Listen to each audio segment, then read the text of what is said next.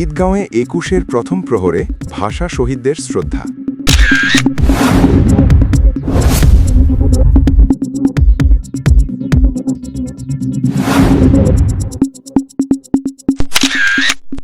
মহান শহীদ দিবস ও আন্তর্জাতিক মাতৃভাষা দিবস উপলক্ষে কক্সবাজারের ঈদগাঁওয়ে যথাযোগ্য মর্যাদায় ভাষা শহীদদের স্মরণ করা হয়েছে।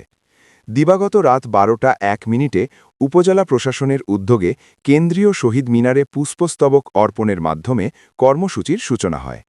উপজেলা নির্বাহী কর্মকর্তা মীর কামরুজ্জামান কবিরের নেতৃত্বে প্রশাসনের কর্মকর্তা ও বিভিন্ন দপ্তরের প্রতিনিধিরা শ্রদ্ধা জানান।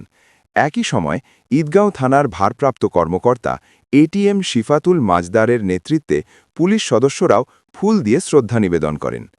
পরে উপজেলা বিএনপি ও এর অঙ্গ সহযোগী সংগঠনসহ বিভিন্ন সামাজিক ও সাংস্কৃতিক সংগঠন শহীদ মিনারে পুষ্পস্তবক অর্পণ করে ভাষা শহীদদের প্রতি গভীর সম্মান জানায়।